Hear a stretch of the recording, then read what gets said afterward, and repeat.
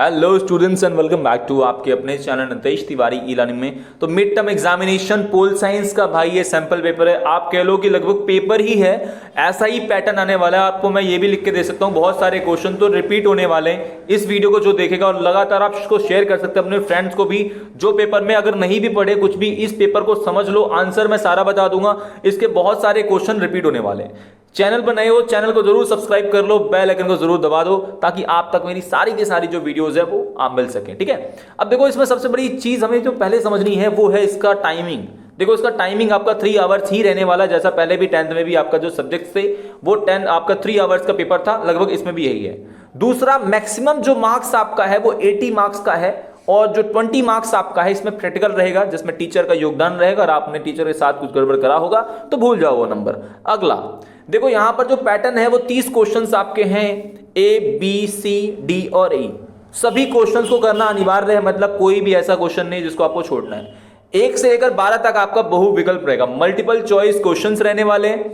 उसके बाद आपका 13 से 18 2 नंबर वाले क्वेश्चंस हैं जिनको आपको वर्ड लिमिट जरूर देखनी है। 50 से 60 शब्दों में लिखना है, उससे ज्यादा नहीं लिखना है, उससे कम नहीं लिखना है, आसपास लिख दोगे चल जाएगा।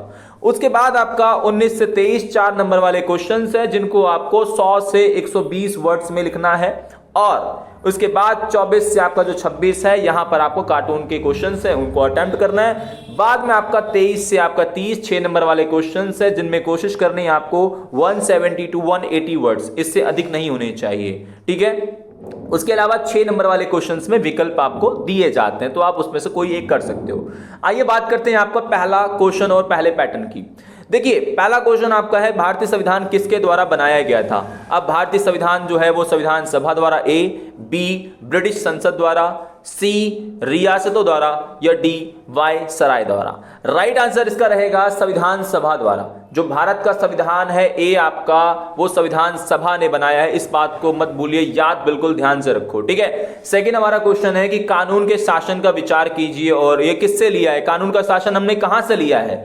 ए ऑप्शन आपका है आयरिश मतलब आयरलैंड के संविधान से, बी कनाडा के संविधान से, सी सोवियत संघ के संविधान से या डी ब्रिटिश संविधान से। बिल्कुल सही लगा हुआ है, ब्रिटिश संविधान जो आपका है वहीं से हमने कानून का शासन लिया है, तो डी आपका बिल्कुल सही हो जाएगा आंसर। थर्ड क्वेश्चन, सब भारत के चुनाव आयोग की सहायता के लिए प्रत्येक राज्य में कौन होता है। भारत के जो चुनाव आयोग है उसकी सहायता के लिए कौन होगा। ए आपका रहेगा मुख्यमंत्री, बी आपका रहेगा राज्यपाल, सी आपका मुख्य निर्वाचन अधिकारी या मुख्य आपका डी रहेगा मुख्य पुलिस अधिकारी। देखिए राज्य में अगर आपकी सहायता करनी है चुनाव व्यवस्था में तो आपका जो मुख्य निर्वाचन अधिकारी है वही खुद ही कर लेते हैं, तो उनको जरूरत खास नहीं है। बाकी अगर रहेगी तो राज्यपाल थोड़ा सपोर्टिव में रहता है, तो आपको जो आंसर है मुख्य चुनाव आपका निर्वाचन अधिकारी ही रहेगा, और अगर सहायता है तो राज्यपाल हो सकता है जो कि राज्य का प्रमुख होता है। अगला क्वेश्चन देखिए, हमें मिलान करना है, हमें मैच करना है कौन सा सही है और कौन सा नहीं है। तो निम्नलिखित घटनाओं को काल अनुक्रमिक क्रम में व्यवस्थित कीजिए। इट मींस आपको लाइन वाइज बताना है पहले कौन सी घटना हुई।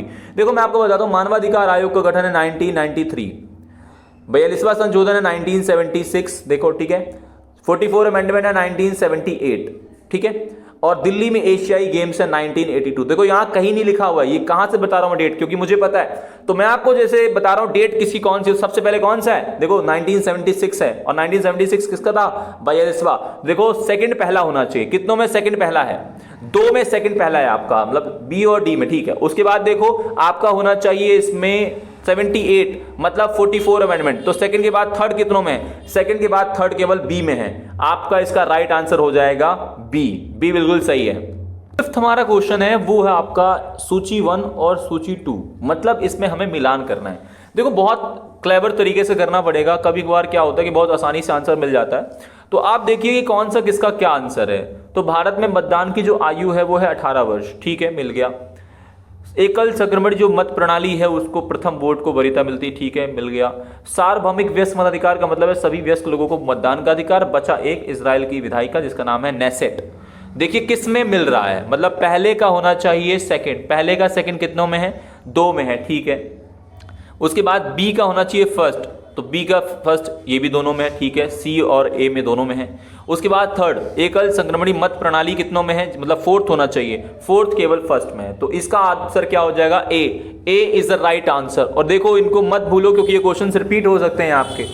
उसके बाद आपका है सिक्स क्वेश्चन नंबर 6, निम्नलिखित प्रश्न में अभिकथन ए और कारण के बाद आपको बताना है भी कारण और कथन में से कौन सा सही है कौन सा नहीं है, या दोनों सही है, ऐसे करके क्वेश्चन बनता है। बच्चे यहाँ फंस जाते हैं, इसको ध्यान से पढ़ना।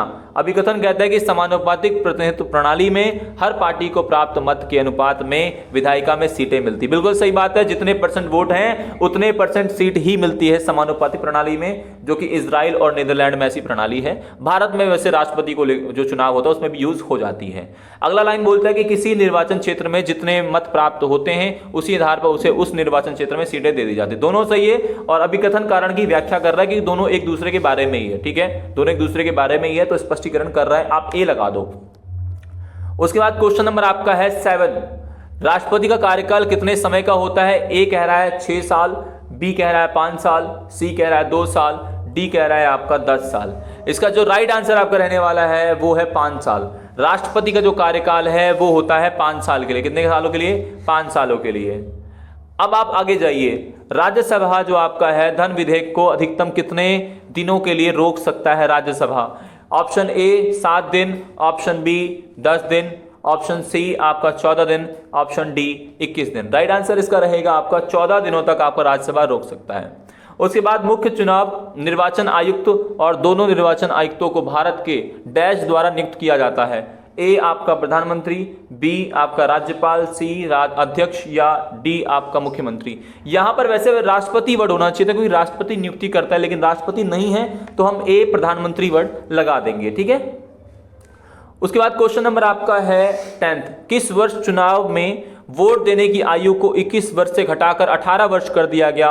ए 1962, बी 1972, सी 1989, डी 1992। राइट आंसर आपका है 1989 में, 1989 में ऐसा किया गया। सी आपका बिल्कुल सही रहेगा।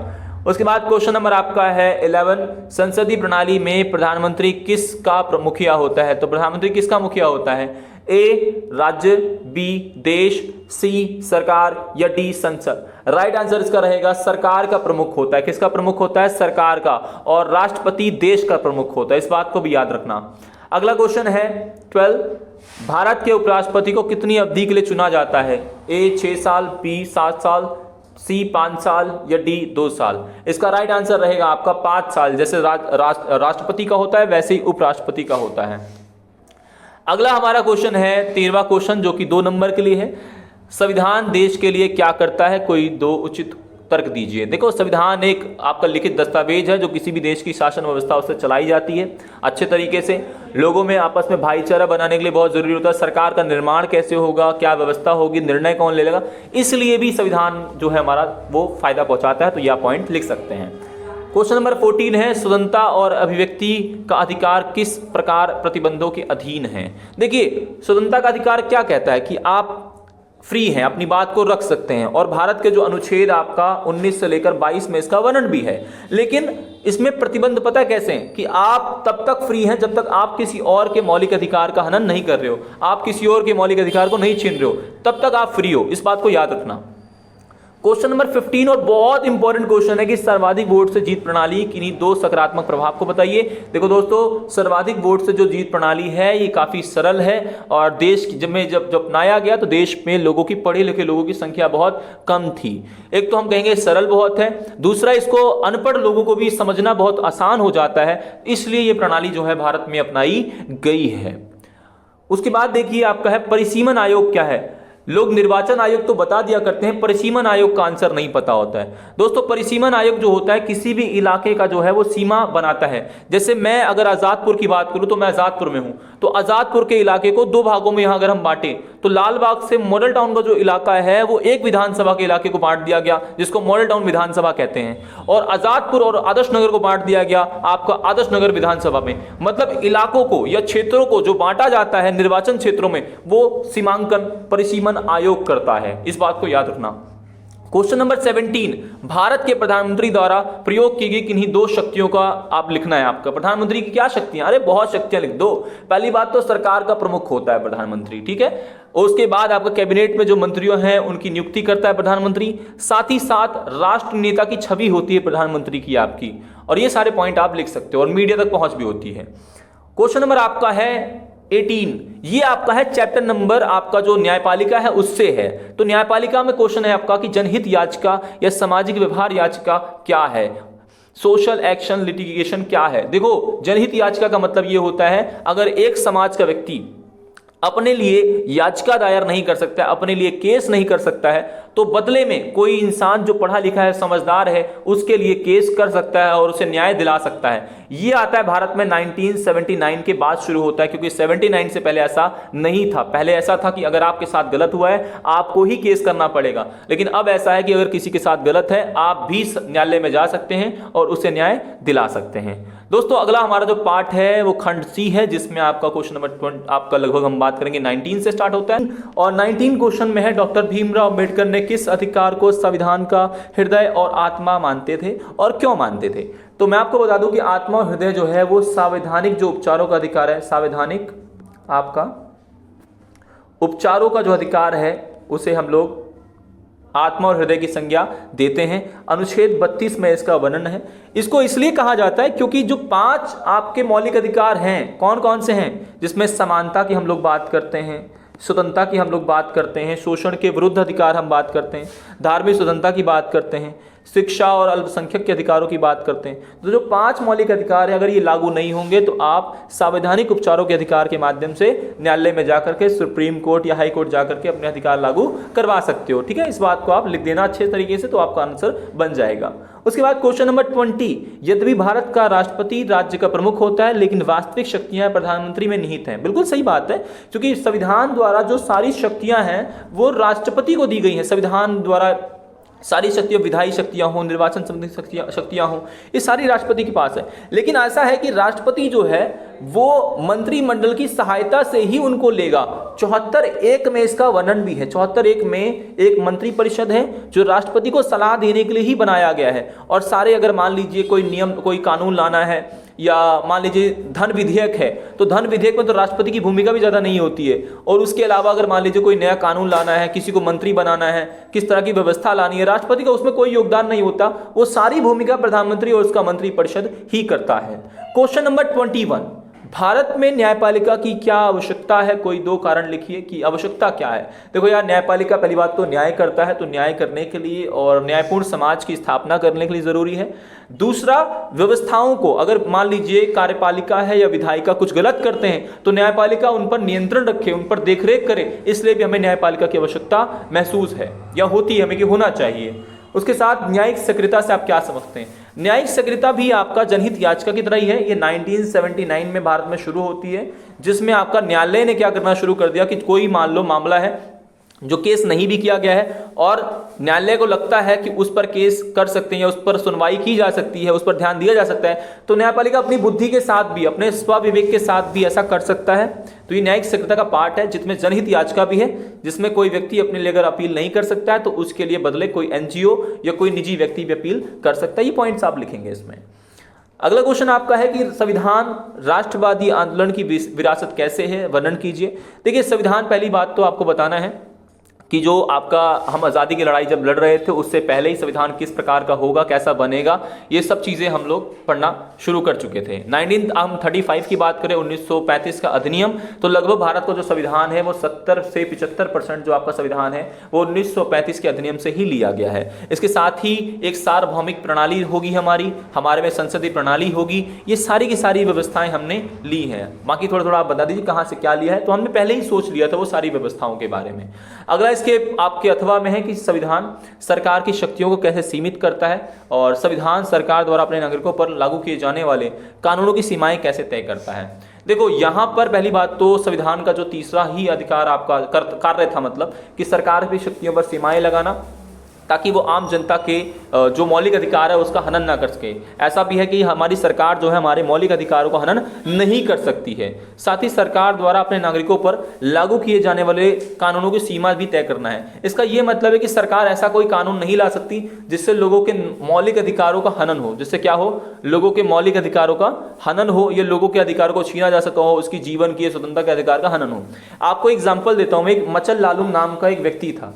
मचल लालूम जो आपका 23 साल का बच्चा, मतलब एक आदमी कह सकते हो, व्यस्त कह सकते हो, तो उसको जेल भेज दिया गया और लगभग 54 साल जेल में रहा। 77 में वो वापस आया, तो उसके वहां पर स्वतंत्रता और जो जीवन का अधिकार का हनन हुआ। तो यहां पर सरकार ऐसा नहीं कर सकती किसी व्यक्ति को गिरफ्तार कर ले या जेल में भेज दे और उसके अधिकारों का हनन कर ले। थोड़ा सा आपको इस टॉपिक को बनाना पड़ेगा क्योंकि एग्जैक्ट फॉर्म में आपको आंसर नहीं मिलेगा, थोड़ा आपको सोच समझ के लिखना पड़ेगा। अगला क्वेश्चन है क्वेश्चन नंबर 23, भारत में स्वतंत्र और निष्पक्ष चुनाव करवाने के लिए चुनाव आयोग की क्या प्रक्रिया है अपनाता है।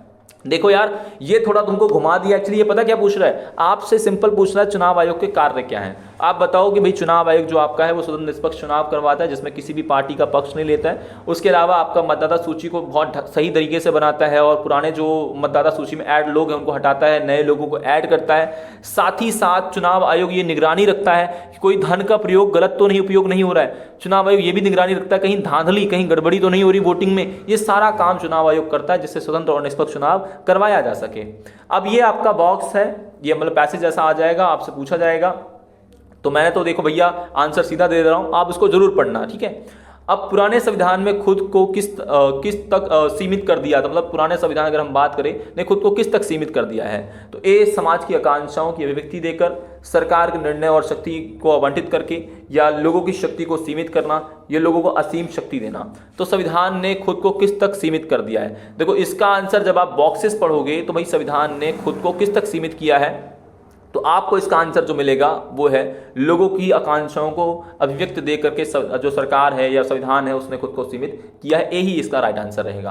क्वेश्चन नंबर आपका सेकंड है कि भारत का संविधान कब लागू हुआ। तो 26 जनवरी, इसमें क्या ही आपका 4 ऑप्शंस हैं, 26 नवंबर 1949, 26 जनवरी 1950 और 15 अगस्त 1947 या 15 अगस्त 1950। राइट आंसर है 26 जनवरी 1950। उसके बाद देखिए क्वेश्चन नंबर आपका है थर्ड, औपचारिक रूप से भारतीय संविधान किसके द्वारा बनाया गया था। तो संविधान जो है संविधान सभा, ए, बी ब्रिटिश संसद द्वारा, सी प्रांतीय संविधान सभा या भारतीय संसद। राइट आंसर इसका है संविधान सभा, ए, ठीक है। अगला क्वेश्चन है भारतीय संविधान की मुख्य विशेषताएं क्या है। यह ना तो लचीला है ना कठोर है, सरकार की अप अध्यक्षात्मक प्रणाली को अपनाया है, लिखित संविधान नहीं है, यह राजशाही को बढ़ावा देता है। राइट आंसर इसका सिर्फ ए है, ये तो लचीला भी है या कठोर भी है, तो ए इसका राइट आंसर रहेगा। ऐसा ही कार्टून आपका आ सकता हो सकता है यही कार्टून हो कि कैसे आपके जो बड़े बड़े नेता हैं, चाहे वो आपके वल्लभ भाई पटेल हो, नेहरू हो या आपके जो भी राजेंद्र प्रसाद जैसे नेता हैं, और विपक्ष ये छोटा सा है ना, ये विपक्ष को दर्शाया गया है। तो ये देखिए ऊपर दिए गए किसी एक नेता को पहचानिए, आप पंडित जवाहरलाल नेहरू नाम लिख दो या आप वल्लभ भाई पटेल नाम लिख दो। विपक्ष का छोटा आकार क्या दर्शाता है, उसकी हैसियत कि विपक्ष कितना कमजोर है, कितना छोटा है वो, ठीक है। और स्वतंत्रता के बाद भारत ने संसद के सदस्यों को चुनाव करवाने के लिए चुनाव की कौन सी प्रणाली अपनाई। इसका आंसर है फर्स्ट पास्ट दी पोस्ट सिस्टम, जिसको हम लोग समानुपात आपका सबसे आगे जीत प्रणाली भी कह सकते हैं, जिसमें जो सबसे आगे होगा वही जीत जाएगा। साथ ही देखिए अगला हमारा जो है वो है मैप, फिर से कार्टूनी आपका है, जिसमें दिखाया गया है वॉकआउट नहीं आउट किए गए हैं। अब यहाँ पर जो दिखाया गया है कि भाई चित्र में क्या है, तो वॉकआउट करते हुए नेताओं को दिखाया गया है, वो संसद से बाहर जा रहे हैं। और संसद का कौन सा सदन सीधे लोगों द्वारा चुने जाता है। तो संसद का जो सदन है लोकसभा, संसद का कौन सा सदन है, तो लोकसभा जो है सीधा जनता द्वारा चुना जाता है। राज्यसभा हमारे प्रतिनिधि के माध्यम से MP या MLA चुनते हैं। साथ ही अगला क्वेश्चन है कि भाई कार्यपालिका पर निगरानी रखना का सबसे प्रभावी तरीका कौन सा है। देखो कार्यपालिका पर अगर नियंत्रण रखना है तो उससे प्रश्न पूछ सकते हो और अविश्वास पत्र ला सकते हो, और उसके अलावा आपका शून्य जो काल होता है या प्रश्न काल होता है उसके माध्यम से नियंत्रण रखा जा सकता है। ये परफेक्ट आप आंसर लिख देना, यही इसके आंसर्स हैं।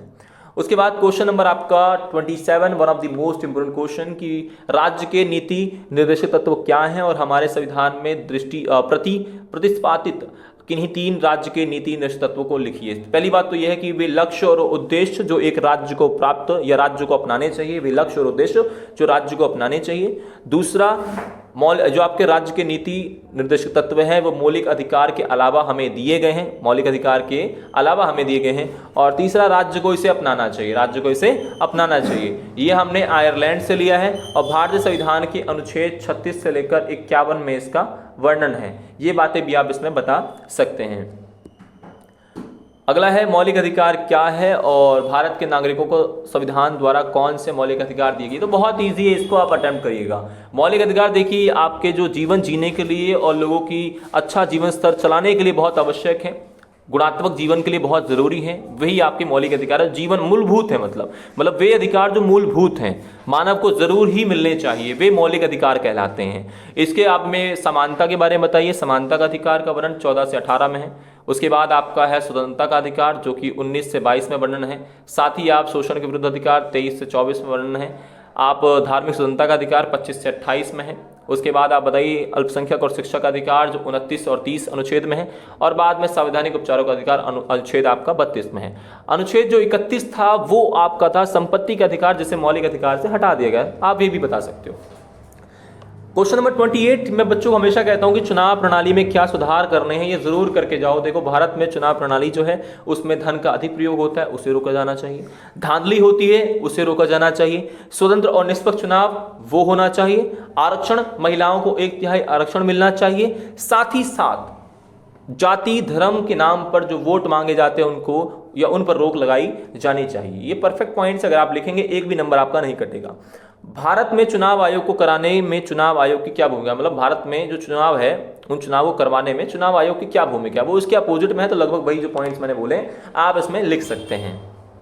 साथ ही क्वेश्चन नंबर 29 है भारत के राष्ट्रपति की शक्तियों का वर्णन कीजिए। देखिए, आप बताओ कि भारत का जो राष्ट्रपति है वो देश का प्रमुख आदमी होता है। सभी विधायकी शक्तियां हो, निर्वाचन संबंधित शक्तियां हो, कानूनी शक्तियां हो, वो राष्ट्रपति को ही प्राप्त हैं। साथ ही आप बताइए कि राष्ट्रपति जो होता है उसके पास 3 विशेषाधिकार भी होते हैं। पहला विशेषाधिकार, राष्ट्रपति किसी भी विधेयक को पुनर्विचार के लिए भेज सकता है। पुनर्विचार का मतलब है कि मान लीजिए संसद के दोनों सदनों ने विचार कर लिया है और अब राष्ट्रपति के पास साइन करने के लिए भेजा है, लेकिन राष्ट्रपति चाहे तो उन्हें बोलता है कि भाई इसे वापस करो, इसे वापस करो, पुनर्विचार करो, सोचो। दूसरी शक्ति होती है राष्ट्रपति के पास वीटो पावर की। किसकी होती है? वीटो पावर की। वीटो पावर की जो शक्ति है, राष्ट्रपति किसी विधेयक को दबा सकता है। दबा सकता मतलब आया और राष्ट्रपति ने उस फाइल को अपने पास ही रख लिया, वापस नहीं किया। जब वापस नहीं करेगा तो फाइल पर काम होगा नहीं और वहीं पर कानून रुक जाएगा। तो मतलब राष्ट्रपति के पास ये पावर है। तीसरी पावर राष्ट्रपति की होती है स्व इच्छा की। स्व इच्छा का मतलब होता है, स्वेच्छा जो शक्ति है वो, या स्वविवेक कह सकते हैं आप, स्वविवेक कह सकते हो। इसमें क्या होता है, राष्ट्रपति अगर किसी सरकार को बहुमत नहीं मिला है तो राष्ट्रपति अपनी बुद्धि का इस्तेमाल करता है और फिर किसी पार्टी को सरकार बनाने के लिए आमंत्रण देता है। ये राष्ट्रपति की भारत में शक्तियां हैं, आप इसको जरूर याद रखना। कार्यपालिका के विभिन्न प्रकार, ये तो और इजी है। भारत में कार्यपालिका के 2 प्रकार होते हैं, एक सामूहिक नेतृत्व और बी आपका होता है एक व्यक्ति पर आधारित। जो सामूहिक नेतृत्व है उसके 2 प्रकार है, संसदीय प्रणाली और एक होता है अर्ध अध्यक्षात्मक प्रणाली। और जो बी है जो आपका एक व्यक्ति पर आधारित है, इसको बोलते हैं अध्यक्ष आत्मक प्रणाली। संसदीय प्रणाली और अर्ध अध्यक्षात्मक प्रणाली लगभग सिमिलर है। कैसे? जो संसदीय प्रणाली है वो भारत में है, उसमें क्या है कि देश का प्रमुख प्रधानमंत्री होगा, प्रधानमंत्री बहुमत दल का नेता होगा और जो प्रधानमंत्री है वो आपका विधायिका के प्रति जवाबदेह होगा। और साथ ही साथ इस व्यवस्था में राष्ट्रपति या राजा, हमारे वाले में संसदीय प्रणाली में राष्ट्रपति या राजा देश का प्रमुख होगा। लेकिन जो अध्यक्षात्मक प्रणाली, अर्ध अध्यक्षात्मक, वो श्रीलंका में है, उसमें भी सेम यही है, प्रधानमंत्री सरकार का प्रमुख होगा, लेकिन वहां पर राजा की कोई जगह नहीं है, वहां पर राष्ट्रपति ही देश का प्रमुख होगा और विधायिका के प्रति जो है प्रधानमंत्री और उसका मंत्रिमंडल जवाबदेह रहेगा, सेम हमारे जैसा रहेगा। और जो अध्यक्षात्मक है उसमें बोला गया है कि देश और सरकार दोनों का ही प्रमुख कौन रहेगा? राष्ट्रपति रहेगा, मतलब प्रेसिडेंट रहेगा। आपका प्रेसिडेंट प्रत्यक्ष रूप से चुना जाएगा। और उसके अलावा आप बता दो कि जो प्रेसिडेंट है उसको 4 साल से पहले हटा नहीं सकते हैं, उसका फिक्स कार्यकाल रहता है लगभग। जनता स्वयं चुनती है, प्रत्यक्ष रूप से चुनती है उसे। ये पॉइंट्स आप बता सकते हैं। अगला क्वेश्चन है कि संविधान द्वारा न्यायपालिका की स्वतंत्रता किस प्रकार सुनिश्चित की गई। एक जो भत्ता है, इसकी मतलब संविधान द्वारा अगर न्यायपालिका की जो स्वतंत्रता है उसको सुनिश्चित करना है तो हमें क्या है, एक संचित निधि होती है। हमें उस संचित निधि के माध्यम से ही जो सुप्रीम कोर्ट का या हाई कोर्ट जो भी जज है उनको पैसा देना होता है, जिसमें सरकार का मतलब विधायिका कार्यपालिका का योगदान नहीं होता है। दूसरा, विधायिका और कार्यपालिका सरकार का जो न्यायपालिका उस पर अड़ंगा ना लगाए, उस पर कोई भी किसी प्रकार का रोक ना लगाए। तीसरी बात, न्यायपालिका के जो न्यायाधीश है उसकी सार्वजनिक आलोचना नहीं हो सकती। अगर कोई गलत फैसला भी उसने ले लिया है तो सार्वजनिक आलोचना नहीं होगी, ताकि उसकी स्वतंत्रता जो है, जो फ्रीडम है, वो बनी रह सके। ये पॉइंट्स आप लिखेंगे तो परफेक्ट पॉइंट्स है, जिनको आप अच्छे से ब्रीफ से बिल्कुल लिख दोगे तो नंबर फुल मिलेंगे। साथ ही न्यायपालिका में सर्वोच्च न्यायालय की क्या भूमिका है। देखो, भारत में सर्वोच्च न्यायालय जो है सबसे उच्चतम न्यायालय, पहले आप इसको ऐसे बनाना, जिसमें अधीनस्थ न्यायालय, जिला न्यायालय, उच्च न्यायालय, सर्वोच्च न्यायालय। सबसे ऊपर सर्वोच्च न्यायालय है। देश के सभी जो महत्वपूर्ण फैसले उनको सर्वोच्च न्यायालय सुनाता है। सर्वोच्च न्यायालय जो है वो भारत में दिल्ली में है। साथ ही साथ आपके जो निचली अदालतें हैं उनके फैसले भी सर्वोच्च न्यायालय अपीली के माध्यम से तो सुनता है। तो ये सारे सर्वोच्च न्यायालय की जो विशेषताएं हैं आप बता सकते हैं, और निचली अदालतों को इसके फैसलों को मानना पड़ता है, बाध्यकारी है। ये सारे के सारे पॉइंट्स अगर आप याद कर लेंगे, और पेपर का पैटर्न ऑलमोस्ट यही है। और अगर आप चैनल पर नए हैं प्लीज चैनल को सब्सक्राइब कर लो, बेल आइकन को जरूर दबा दो। अब लगातार आपके पास वीडियो आने वाली, ताकि आप एग्जाम में बिल्कुल अच्छे मार्क्स ला पाओ। तो दोस्तों, जय हिंद, जय